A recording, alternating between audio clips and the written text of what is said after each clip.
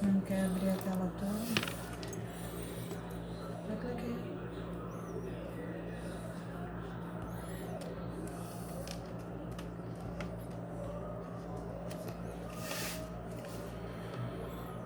Já tá gravando, né?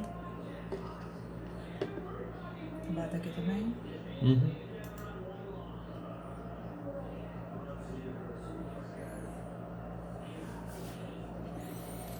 Você clica aqui em compartilhar o ecrã.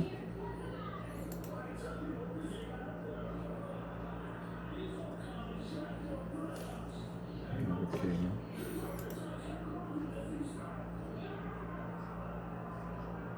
É ok ou cancelou? Ok.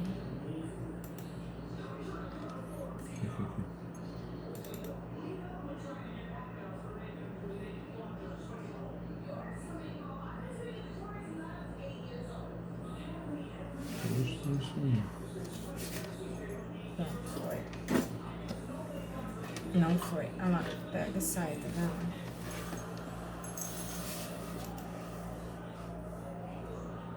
Olha, Deixa eu dar boa noite pra ele.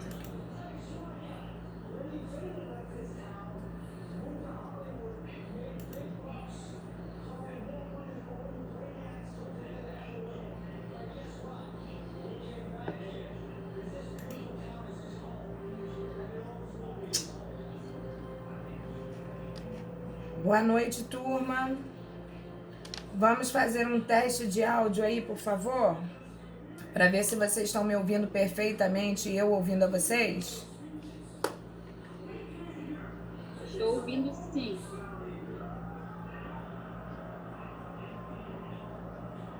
Sim, professor, por favor. Boa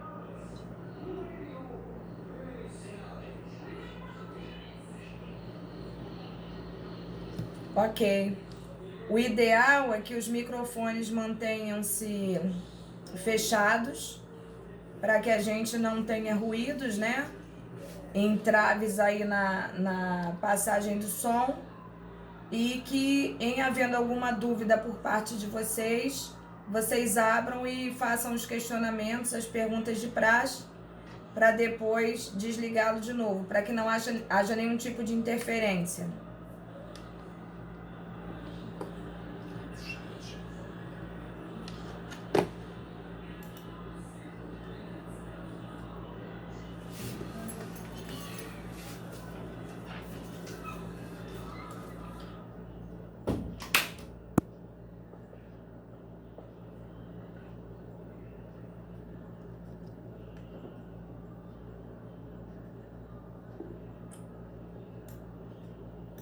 Vocês estão conseguindo visualizar bem, apesar de existir um delay, né, da imagem pro áudio.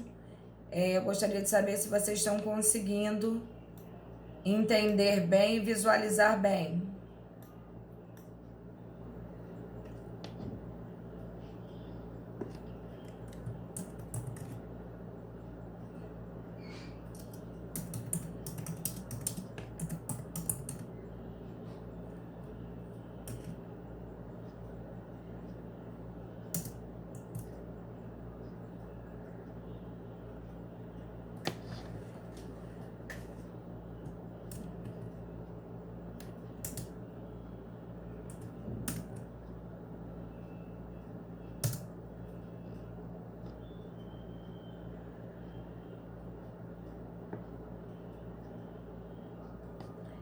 Gente, vamos fazer um teste aí comigo, por favor. Relaxem, é a mesma professora e a mesma turma, então relaxem. Entendeu? Nós estamos aqui em conjunto, nos adaptando à situação. Já percebi, diante das aulas que eu dei desde segunda-feira, que quanto maior a turma, maior a dificuldade na questão do áudio, né? E cria-se até esse delay da imagem para a voz. Então eu preciso realmente que vocês me ajudem nesse sentido, para que eu tenha real noção do que está acontecendo.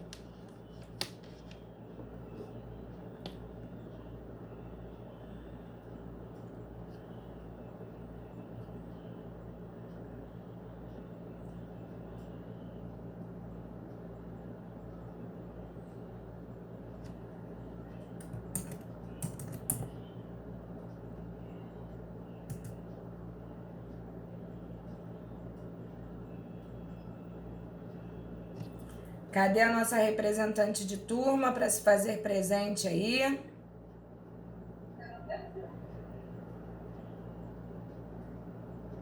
Quero ouvir a voz de alguém, meu povo.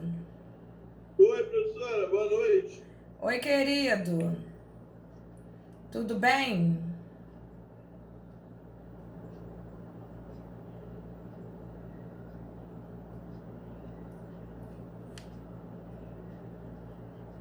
Camilinha tá por aí? Tá bola, vambora.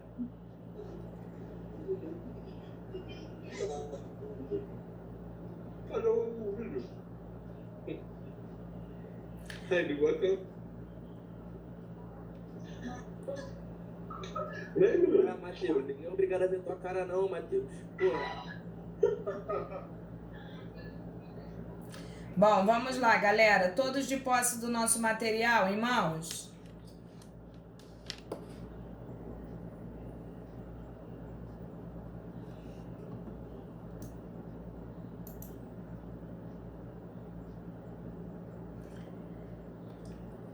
Nós paramos exatamente...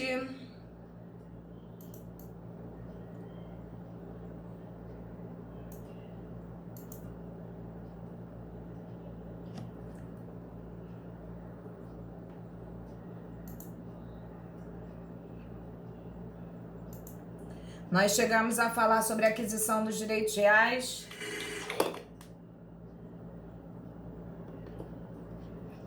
Gente, olha só, eu preciso saber se vocês estão me ouvindo, porque o chat aqui, ele tem um delay também, então eu não tenho noção de que realmente todos estão conectados, então se eu não tiver esse feedback de vocês, fica muito complicado.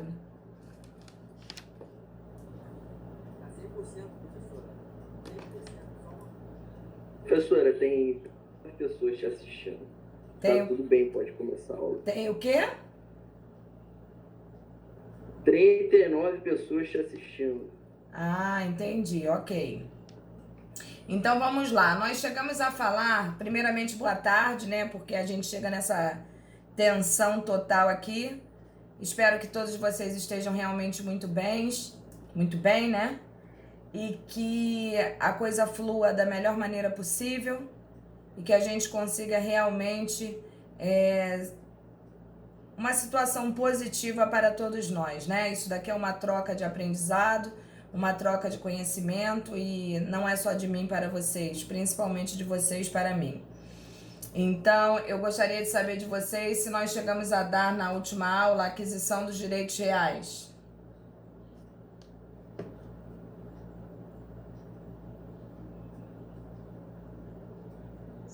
Falou sim. Qual que era o direito real? Oi? Falou sobre aquisição e ainda explicou o que era direitos reais. Tá, então vocês sabem diferenciar nesse momento a situação sobre direitos reais móveis e imóveis. Como é que se dá a aquisição tanto de um quanto de outro?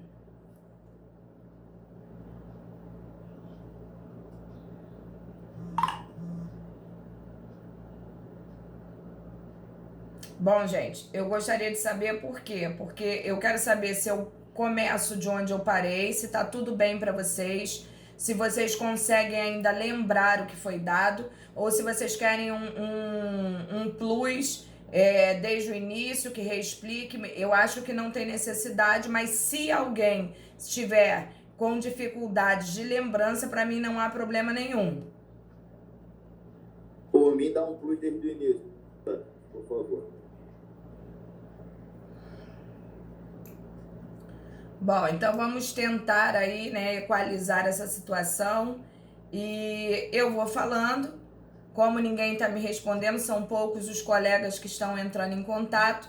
A hora que vocês se sentirem incomodados com alguma questão, eu deixo claro que estou aberta aqui para ouvir aquilo que vocês têm necessidade, tá? Então eu vou tentar passar aqui minimamente desde o início para a gente também não se atrasar muito, mas só como uma forma de lembrança.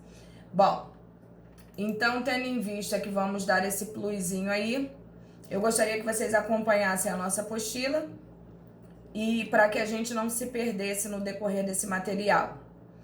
Então, dentro da teoria dos direitos reais, né, a gente pode entender pelo material que nós possuímos, que consiste em um conjunto de normas predominantemente obrigatórias, né, que tendem a regular o direito atribuído à pessoa sobre bens corpóreos, móveis ou imóveis, de conteúdo econômico. E antes da gente falar qualquer coisa nesse sentido, o importante da gente ressaltar é exatamente a questão do conteúdo econômico, porque tem que ser um bem de condição aferível economicamente. Senão não estaremos falando de situações a nível de direitos reais, uma vez que, para tanto, esse direito de propriedade, que é o que a gente vai lançar mão nesse semestre, eu diria que dentro dos preceitos constitucionais é um dos direitos mais protegidos, né? Tirando, obviamente, o direito à vida, o direito à liberdade, o direito à propriedade vem logo nessa escala aí, uma vez que tanto é de interesse social quanto de interesse estatal a proteção do direito à propriedade. Bom, como nós já falamos reiteradas vezes em aulas anteriores, os direitos reais a gente vai tratar sobre o direito das coisas, que é diferente de tudo aquilo que nós aprendemos até então, né? Dentro do direito 1, civil 1, civil 2, civil 3 e civil 4, quando nós adentramos ao civil 5, nós percebemos que há quase que uma descaracterização daquilo que nós verdadeiramente aprendemos com esses professores maravilhosos da UCAM. Até então, nós trabalhamos com direitos referentes à situação contratual, né, sobre pessoas, obrigações, negócio jurídico, e nesse momento a gente entende que quando a gente fala de direitos reais, que são aqueles que estão consagrados no artigo 1225 do nosso Código Civil, nós estamos diante de situação diferenciada, uma vez que não mais estaremos diante de uma situação de direito pessoal, de direito obrigacional, onde de um lado vai existir uma pessoa e do outro lado também nesta relação vai existir outra pessoa. Ou seja, essa relação obrigacional existente, né? Uma relação contratual, onde de um lado um se obriga e o outro também. Há obrigações recíprocas. No entanto, quando a gente adentra a seara do direito real, a gente percebe que a coisa muda um pouco de figura. Uma vez que essa relação ela é de forma diferenciada, né? Onde de um lado, num polo, existe uma pessoa e no outro a coisa. E essa coisa geralmente é de propriedade desta pessoa. Então essa relação não é uma relação onde nos dois polos existem pessoas, e sim pessoa e coisa, tá? Isso é a característica mais marcante, existente e diferenciadora do direito real para o direito obrigacional.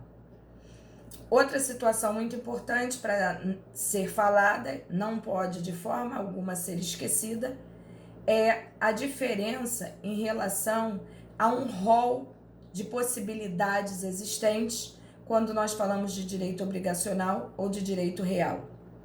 No direito obrigacional, este rol de coisas é um rol amplo, é um rol muito vasto, né? É um rol aberto, onde existe uma infinidade de possibilidades existentes. Por quê? Porque eu, Paula, posso possuir um bem, vamos nesse momento aqui falar de um bem imóvel, que é uma casa, e eu posso alugar essa casa para quem eu quiser. Vamos supor que eu alugue a casa para o Felipe Sena, que seja. Então, eu pego a minha casa, alugo para o Felipe Sena. Eu quero alugar e o Felipe Sena quer bancar esse aluguel. Olha a relação existente entre eu e ele. É uma relação contratual, é uma relação obrigacional, onde ele se obriga e eu me obrigo. E existe essa possibilidade, porque nós dois queremos, nós dois acordamos e nós temos capacidade e vontade para manter esse elo, que é essa obrigação. Bom, até aqui eu acho que nós estamos falando muito claramente que nós estamos numa relação obrigacional. Agora, quando trata-se de um direito real, a coisa muda de postura, né? Porque já não é mais aquela relação minha com o Felipe Sena. Vamos supor que eu tenha este mesmo imóvel, eu não quero alugar, e o Felipe Sena passa lá em frente, vê que o imóvel está vazio, adentra este imóvel e começa a agir como se dono fosse desse imóvel. Bom, neste ponto, nós já deixamos claro que eu não quis alugar, eu queria o meu imóvel vazio e, para tanto, mantive ele assim. Nesse sentido, cabe lembrar que eu não tenho uma relação contratual com o Felipe. É a relação entre o meu bem e eu. Isso tudo para explicar para vocês que no direito obrigacional são considerados, dentro daquilo que a gente estuda no direito, são números apertos, né? Que a gente chama de números abertos. Eu posso gerar, eu posso criar a relação obrigacional que eu quiser, desde que não seja dentro de uma ilegalidade. Quando a gente fala de direito real, a coisa muda um pouco de figura. Esses números não são tão abertos, eles são limitados e estão limitados a tudo aquilo que está inserido ao rol taxativo que contém o artigo 1225. O que significa dizer que eu não posso criar direitos reais, tá? Assim como eu tenho a permissão para criar direitos obrigacionais, direitos reais eu não me permito isso. A lei não me permite isso. Portanto, direitos obrigacionais, números abertos, né? Direitos reais, números clausos, números fechados, né? São só aqueles que estão taxados no 1225. Até aqui tudo bem, gente? Deu para vocês entenderem? Professora, me tira uma dúvida. Um imóvel que é posse, que está alugado, um contrato de locação, é possível o capim? Não. Se existe um contrato de locação, existe uma relação obrigacional. E dentro dessa relação obrigacional, não se permite usucapir o bem, tá? O que a gente tem que ter em mente, que a gente, no decorrer do semestre, a gente vai entender melhor, é que quando existe uma posse e não uma propriedade, você não possui o direito real sobre a coisa. Caramba, professora, mas isso pode fazer eu perder o imóvel? Em tese, não. Isso não chega a ser um risco, uma vez que no Brasil, inclusive, é cultural, né? A gente falar sobre propriedade, quando na verdade nós detemos a posse da coisa. Mas juridicamente falando, nós vamos no decorrer do semestre perceber que a posse, para muitos doutrinadores, nem é considerado um direito, tá? Se fosse considerado um direito, ela estaria taxada dentro do 1225, quando em verdade ela não está. Ela é tratada em capítulo anterior a este artigo, mas isso não significa dizer que você encontra-se em perigo iminente de perder o seu imóvel. Acalme o seu coração. Nós vamos ver que a posse é um caminho existente, muitas das vezes até para que você detenha a propriedade do imóvel ou do bem imóvel, também pode ser, né? E que isso com o decorrer das aulas, nós vamos entender com mais clareza, né? Tanto essa oportunidade existente da posse para a propriedade e, juridicamente falando, a importância disso. Tranquilo?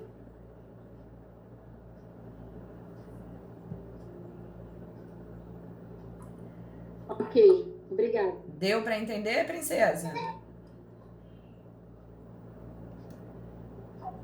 Deu sim. Ok, então. Bom, seguindo o nosso raciocínio aqui, eu espero que todos tenham entendido, né? Vamos dar seguimento, então, muito rapidamente.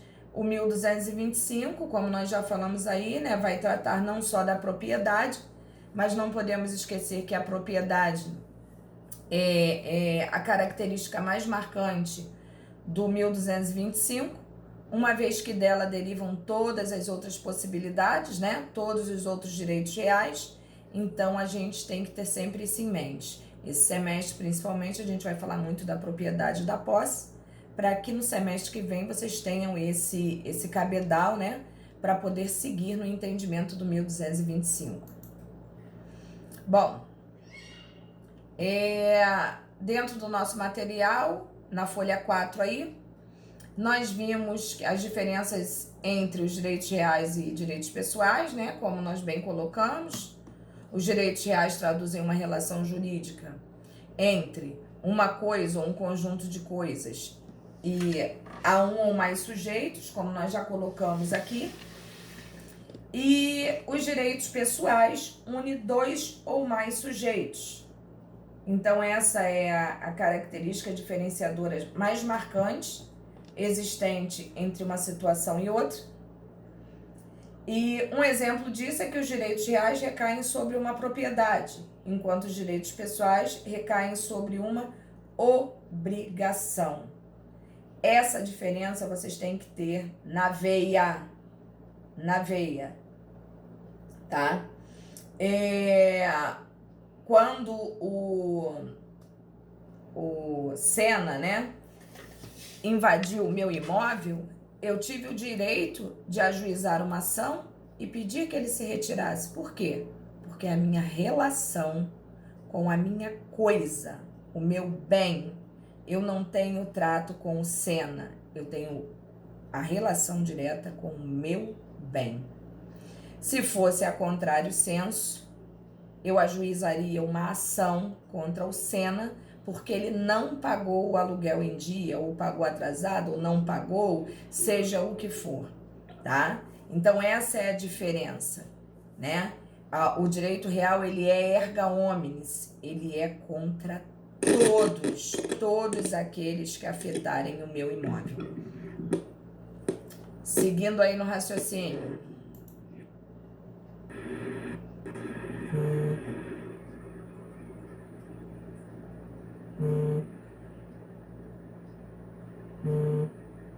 Vocês estão me ouvindo bem? Que eu estou ouvindo um barulho aí que não é legal.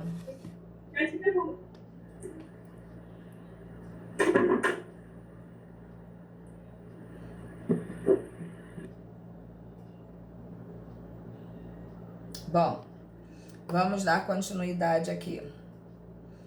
Já falei sobre isso.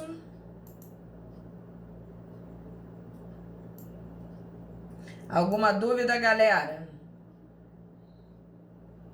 Pode repetir. Não, professora, muito bem explicado. Bom, então vamos seguir aqui no nosso raciocínio. Qualquer dúvida que vocês tenham, podem me interromper sem problema algum. Bom, estamos agora na pranchinha 6, acompanhem aí, né? Onde fala que o direito real tem o poder de soberania sobre a coisa. E é disso que nós estávamos falando quando a nossa colega fez a pergunta, né? Relativo à posse do imóvel. E existe uma relativização mesmo, né, quando se trata de posse, porque o direito real é que é soberano sobre a situação daquilo que eu possuo ou não. E nós vamos entender que, em tese, né, quem detém a propriedade também detém a posse, ainda que indireta. E nós vamos ver que a posse, muitas das vezes, também nos passa uma mensagem errada, de que a pessoa é dono da coisa que está com ela ou daquilo que ela está usando, como por exemplo um carro. Quando a gente passa na rua e vê alguém com um carro e a gente fala, caramba, fulano está bem, tá vendo? Passou ali num Camaro lindo. E aí a gente não consegue perceber a diferença, né, do posseiro e do proprietário. Eu posso ter a posse e não ser dona, mas geralmente quem é dono, quem é o proprietário, detém a posse que é ainda indireta, que ainda seja ainda indireta, né? Porque quando eu alugo meu imóvel, eu tenho a propriedade. Boa noite, minha ilustríssima professora. Boa noite, com quem eu estou tendo o prazer de falar? Desculpe interromper essa tão ilustríssima e agregadora aula da senhora, mas a senhora sabe muito bem que eu gosto muito do direito de superfície, que consta lá no inciso 2 do 1225 do Código Civil, né? É um dos direitos reais. Inclusive, foi um tema que eu propus na aula passada, até atrapalhei a aula da senhora, aí tirei uns 20 minutos com esse assunto. Mas eu gostaria de saber se é pacífico no entendimento da ideia de que a superfície, quando se trata de imóvel urbano, pode-se dizer que o prazo para eu disponibilizar ao superficiário esse prazo, ele pode ser indeterminado, sim ou não?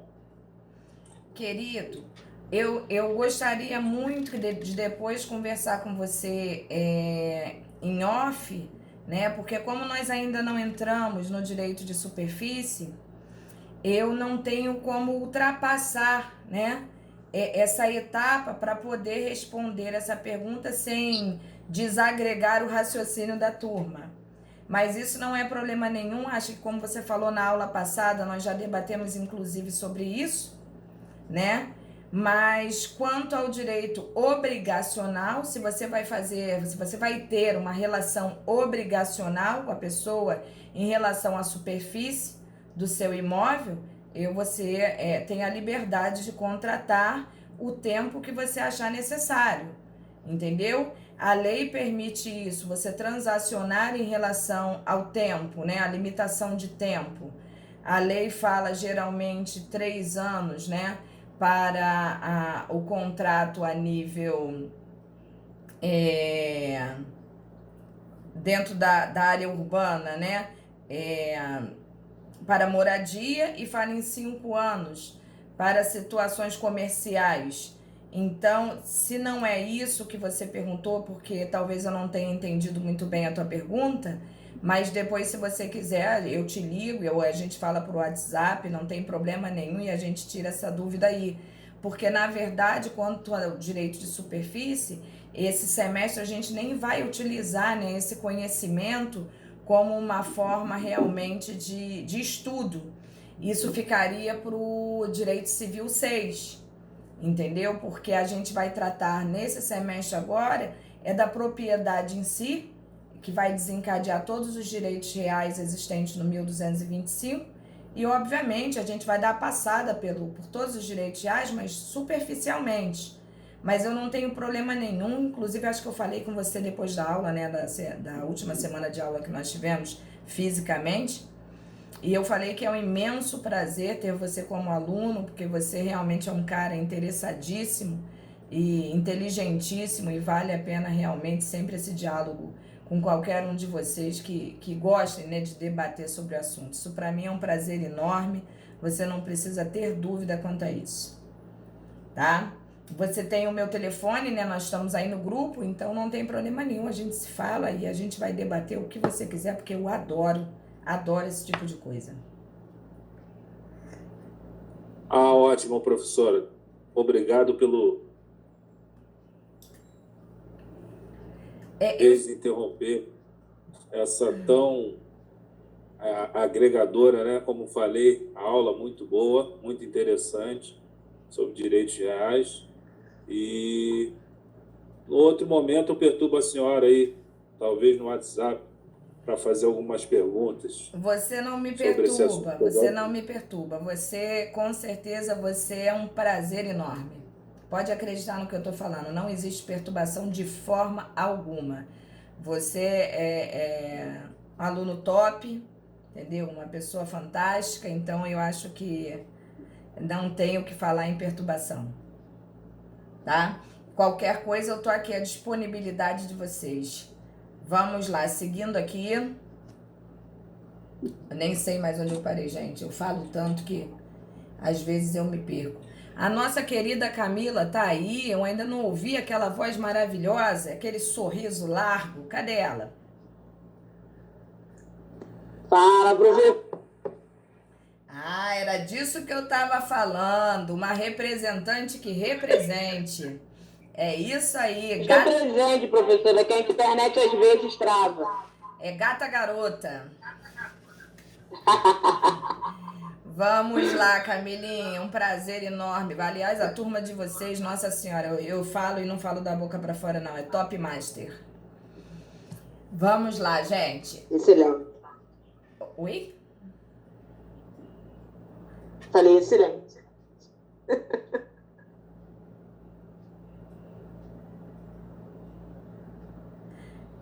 O Rodrigo Mancha tá perguntando aqui qual é a professora, tá lendo? KKKKK. Eu não compreendi, Rodrigo. Rodrigo, não entendi a tua pergunta. Eu tô lendo a nossa apostila, não tenha dúvida. Eu tô com 2 computadores aqui e de um lado tem o material de vocês e do outro esse que eu tô passando a imagem aqui. Eu tenho que acompanhar, né? Você não tenha dúvida, eu tenho um material para ser seguido, mas eu não tenho problema nenhum em responder a pergunta sem ter que olhar para lá, até porque ali não me dá todas as respostas, Rodrigo. Acho que foi no 6 aí que o direito real tem o poder da soberania sobre a coisa. Ok, querido, vamos lá. O direito real tem o poder de soberania sobre a coisa. O direito real não comporta mais do que um titular, né? Porém, a noção de condomínio, que é a propriedade contínua a ser exclusiva, mas com vários titulares. Vocês lembram que eu cheguei a comentar que provavelmente vocês vão estudar ainda condomínio, né? E que o condomínio ele pode se apresentar de várias maneiras. Existem várias espécies de condomínio. E quando fala ali que, em regra, a propriedade se dá para um titular, é porque, em verdade, é assim que ocorre, né? Mas, como toda regra possui exceção, o condomínio seria uma forma de exceção. Como, por exemplo, nós temos os condomínios, que alguns de vocês devem morar, inclusive, em condomínios, né? Tanto em prédio quanto condomínio de casas. E, na verdade, quando a gente fala em condomínio, existe uma área no condomínio que ela é natural a todos, né? Aquela área ali, principalmente, que é uma área comum a todos os condôminos, como, por exemplo, os corredores, as alamedas, né, com as árvores, o parquinho que tem o brinquedo, o condomínio que possui a piscina. A piscina não é minha, não é sua, a piscina é de todos nós que fazem parte daquele condomínio ali, né? Então, tanto as áreas externas e comuns a todos os condôminos, quanto o próprio bem imóvel, que seria a minha casa que eu moro, se nós pararmos para analisarmos, é um bem indiviso. Uma vez que, se eu dividir, eu estarei o quê? Deteriorando aquela coisa. Por isso que, quando a gente fala de propriedade, é muito natural a gente falar que a propriedade ela é indivisa e que só comporta um proprietário apenas.